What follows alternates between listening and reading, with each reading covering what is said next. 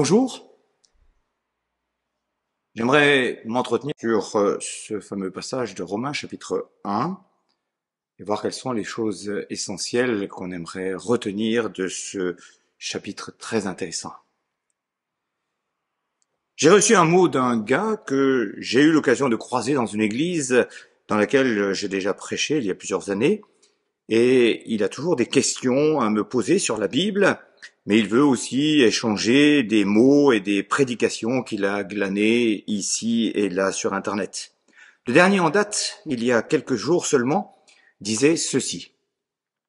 Bonjour François, un message exceptionnel du pasteur de, je passe le nom de la ville, destiné aux responsables d'église. Sincèrement, regarde-le. Et il a laissé le lien vidéo de cette prédication d'une durée d'1h13. Tenez-vous bien. Ce qu'il y avait d'exceptionnel, c'est que j'ai écouté jusqu'à la fin. 1h13. Je n'ai rien à redire sur les capacités oratoires de ce collègue et je ne m'en donne pas non plus le droit. Mais après ce visionnage, je me suis dit, je comprends pourquoi cet ami a tellement apprécié cette vidéo. Il a écouté un message destiné au pasteur. Et ça fait toujours plaisir de voir ce qui se dit dans ce milieu quand on n'est pas à plein temps. Un sentiment de toucher l'intouchable, voire de le transmettre à quelqu'un de concerné. Un pasteur notamment avec de l'expérience en plus. Cette prédication a été bourrée d'affirmations très tranchées et sans nuance aucune. Bible à la pluie, disait-il.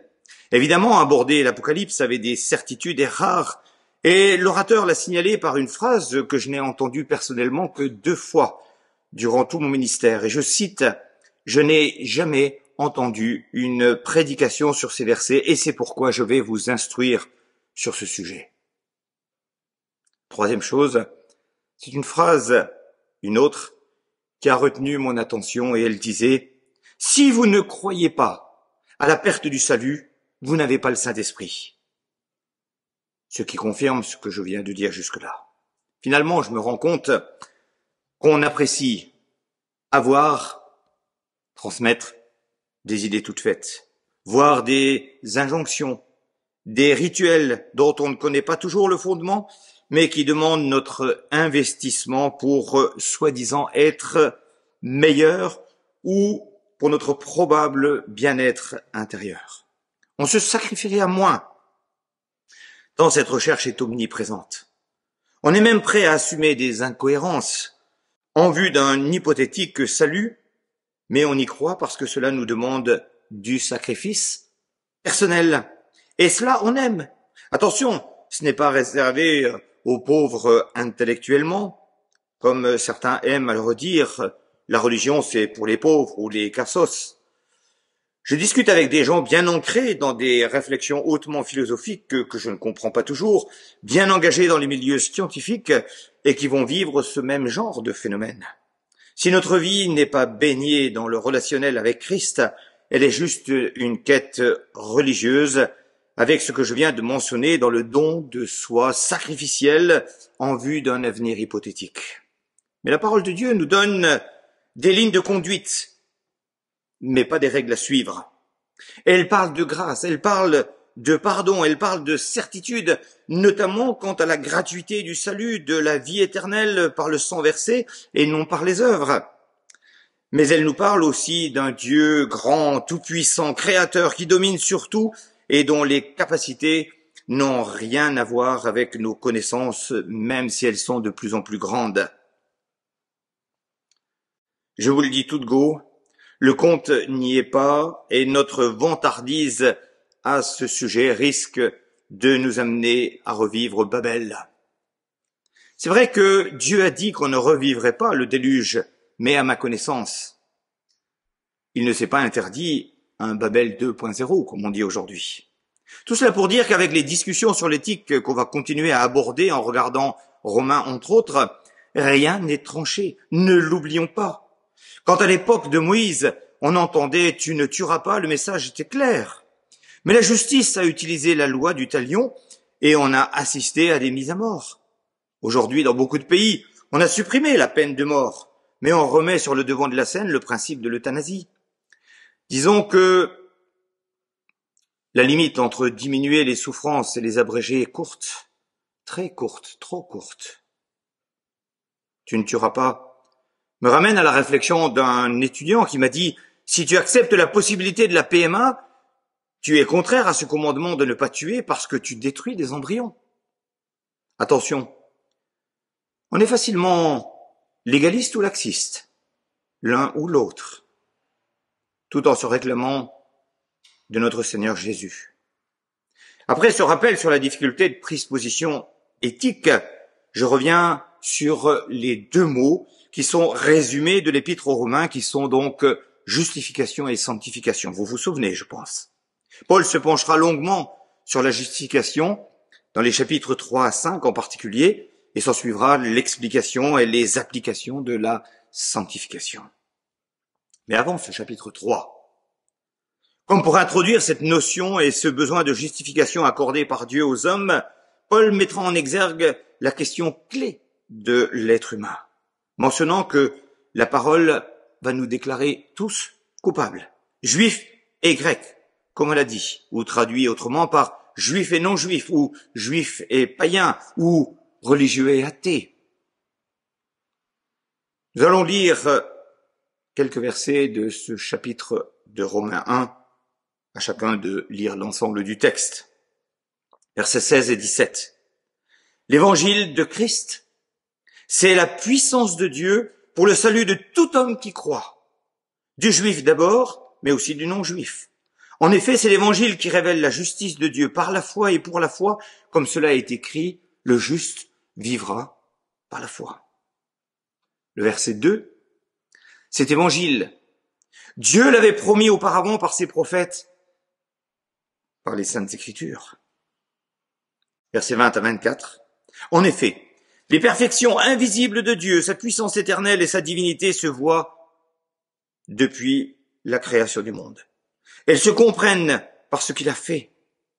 Ils sont donc inexcusables, puisque tout en connaissant Dieu, ils ne lui ont pas donné la gloire qu'il méritait. En tant que Dieu, ils ne lui ont pas montré de reconnaissance. Au contraire, ils se sont égarés dans leur raisonnement et leur cœur sans intelligence a été plongé dans les ténèbres. Ils se vantent d'être sages, mais ils sont devenus fous. Ils ont remplacé la gloire du Dieu incorruptible par des images qui représentent l'homme corruptible, des oiseaux, des quadrupèdes, des reptiles. C'est pourquoi Dieu les a livrés à l'impureté par les désirs de leur cœur. Je vais vous proposer d'entrer dans le vif du sujet avec 3 points que je vais détailler par la suite. Le premier, il parle de cet évangile, puissance de Dieu. Deuxième, tous coupables. Et le troisième, Dieu les a livrés à l'impureté. Premier point, cet évangile. L'évangile propagé pour les sauver. Paul va se déclarer comme apôtre mis à part pour annoncer l'évangile dans le verset 1er. Il dira aussi qu'il a été choisi pour annoncer l'évangile aux païens, ce qui lui a permis de prendre le large du pays et du peuple d'Israël pour aller dans bien des pays démarrer des églises jusqu'en Italie. Il a suivi l'ordre de Jésus dans Matthieu 28, 18 à 20.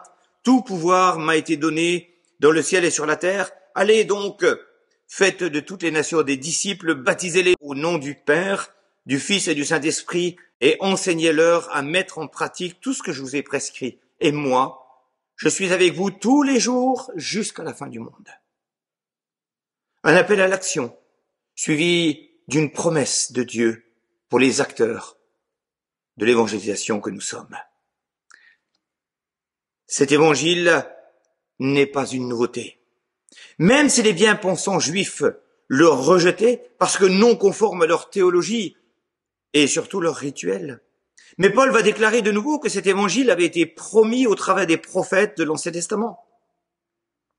Il suffit entre autres de relire Deutéronome 18, verset 15, qui est une référence importante pour les Juifs, dont le canon essentiel de leurs écrits repose sur la Torah, les 5 premiers livres de la Bible.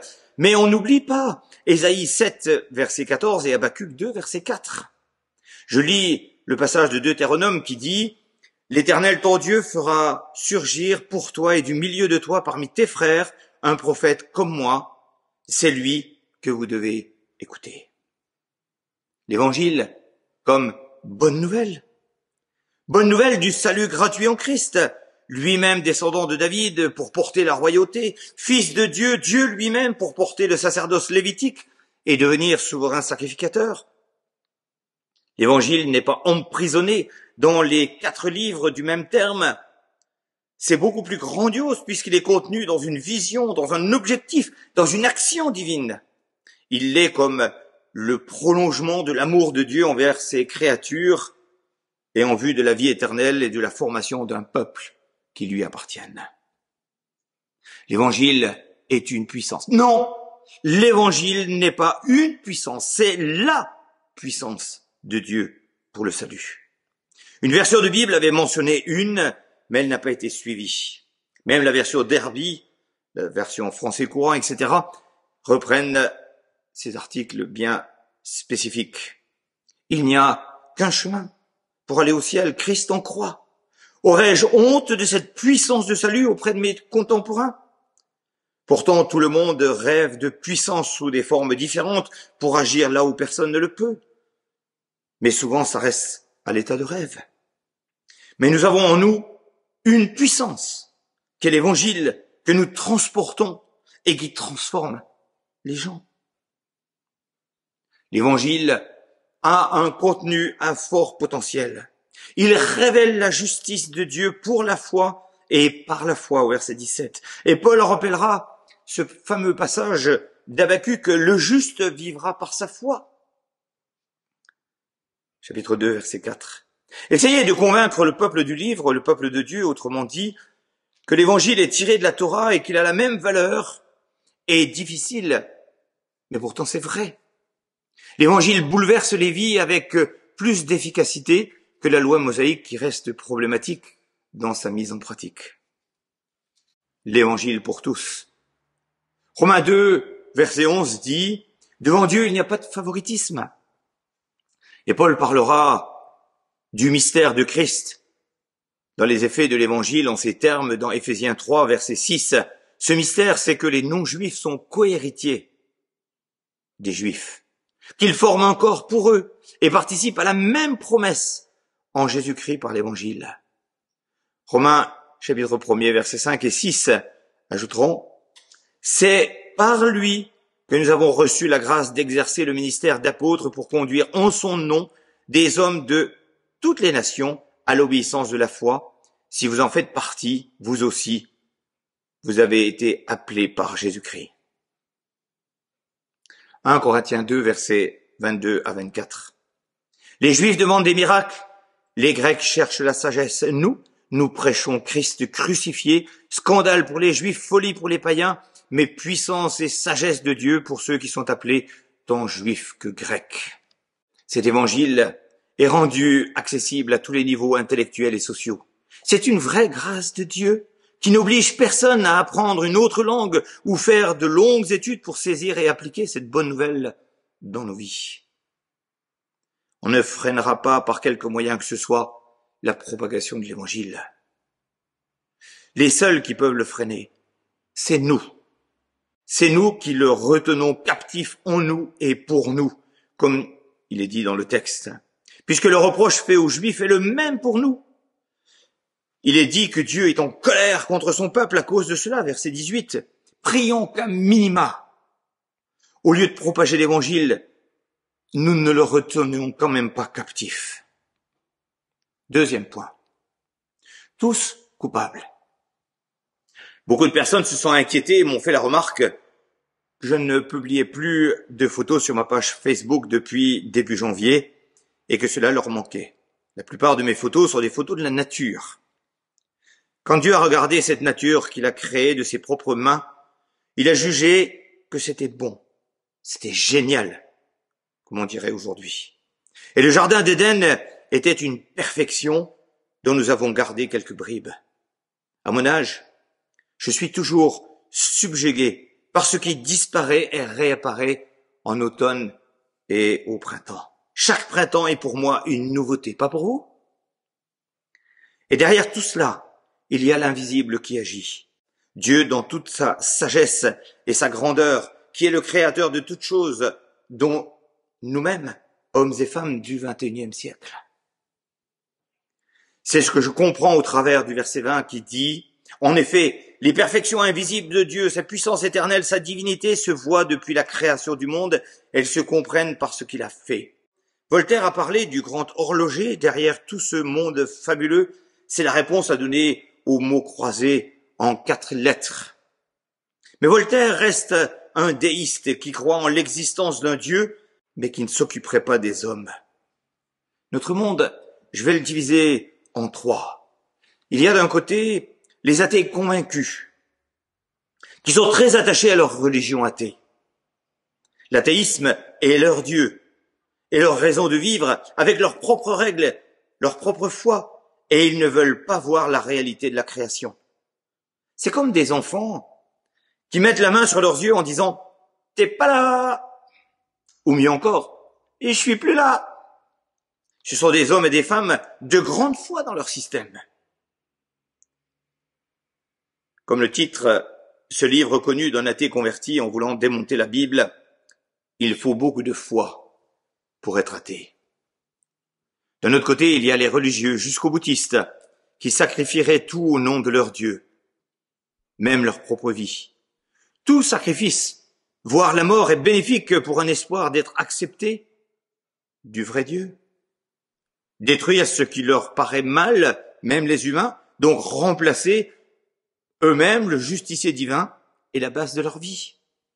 C'est leur objectif et leur gloire. Il y a donc les déistes, dont Voltaire. Beaucoup de mous, excusez-moi pour l'expression, dans toutes les religions pensent ainsi. J'essaye de me protéger d'une fureur d'un Dieu que je ne connais pas. Paul en a même parlé à Antioche, où il avait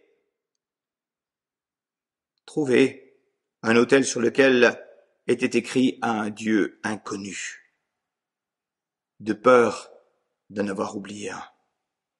En parallèle, il y a les disciples de Jésus, nous, qui reconnaissons la main et l'action de Dieu et qui ne veulent pas retenir la vérité captive.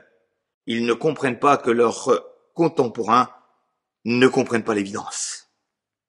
Ces 3 catégories sont déclarées inexcusables. Inexcusables. Puisqu'ils n'ont pas rendu à Dieu la reconnaissance et la gloire qui lui est due. Comme tout le monde. Ils sont nés pécheurs. Mais en plus, ils ont fermé la porte à la réalité de l'existence de Dieu. C'est bien le plus grand péché que de refuser de reconnaître Dieu. Serait-ce là le blasphème contre le Saint-Esprit dont parle la parole de Dieu? Je n'en sais rien. Je ne vais pas m'aventurer sur ce terrain. Vous savez, ces gens sont des pharaons à l'époque du départ du peuple hébreu d'Égypte. Ils voient les miracles, mais ils refusent la réalité qui les produit. Dieu va crier au scandale. Il parle d'injustice, d'impiété aux hommes qui ne veulent pas reconnaître l'évidence de l'existence, de la puissance et de l'amour de Dieu. Ces hommes, comme dit le texte, se vantent d'être sages, mais Dieu les déclare comme atteints de folie. Le verset 32 dira « Et bien qu'ils connaissent le verdict de Dieu déclarant dignes de mort les auteurs de tels actes, non seulement ils les commettent, mais encore ils approuvent ceux qui agissent de même. » Souvenez-vous, Pharaon et son armée invincible ont été engloutis dans la mer après le passage de plus de 2,5 millions d'Hébreux qui sont passés, eux, peu de temps avant à pied sec. Attention, attention. Éphésiens va déclarer, nous étions des enfants de colère comme les autres. Verset 3 au verset 6 du chapitre 2, il est dit, nous tous aussi, nous étions de leur nombre, notre conduite était dictée par les désirs de notre propre nature. Puisque nous accomplissions les volontés de la nature humaine et de nos pensées, et nous étions, par notre condition même, destinés à la colère, tout comme les autres. Mais Dieu est riche en compassion, à cause du grand amour dont il nous a aimés. Nous qui étions morts en raison de nos fautes, il nous a rendus à la vie avec Christ. C'est par grâce que vous êtes sauvés. Il nous a ressuscités et fait asseoir avec lui dans les lieux célestes en Jésus-Christ. On n'a pas à se vanter de notre propre nature pour ce que nous sommes aujourd'hui. Si on est disciple de Christ, c'est par miracle de Dieu. Romains 3, verset 23, rappelle tous ont péché et sont privés de la gloire de Dieu. Troisième point, c'est pourquoi. C'est pourquoi. À 3 reprises dans ce texte, écrit peut-être différemment, qui dit la même chose. Verset 24, il est dit, c'est pourquoi Dieu les a livrés à l'impureté. Verset 26, c'est pour cette raison que Dieu les a livrés à des passions déshonorantes. Verset 28, comme ils n'ont pas jugé bon de connaître Dieu, Dieu les a livrés à leur intelligence déréglée. Je vois des gens, des chrétiens, sans cesse irrités, stressés, contre des penchants, des prises de position éthiques à l'encontre de la parole de Dieu. Ils aimeraient que tout d'un coup, nos dirigeants non chrétiens vivent et imposent une éthique biblique à notre cher pays et à ses concitoyens. Si c'est cela que vous souhaitez, lancez-vous dans la politique et accédez au gouvernement. C'est comme ceux qui pleurent et qui critiquent qu'on ne fait pas assez d'évangélisation. J'ai une chose à te dire, montre-moi ce que tu fais et je te suis. Ok? Mais comme on le dit souvent, n'attendons pas des personnes qui n'ont pas été transformées par l'évangile qu'elles soient enclines à faire ce que l'évangile demande. Sinon, à quoi sert la nouvelle naissance? La description qui est faite à la fin de ce chapitre 1er de Romains est assez navrante et douloureuse. Il est dit, Dieu les a livrés. Les relations conjugales, donc dans le cadre du mariage, ont été transformées, ont donné des relations extra-conjugales, de la prostitution, des relations hors d'hétérosexualité.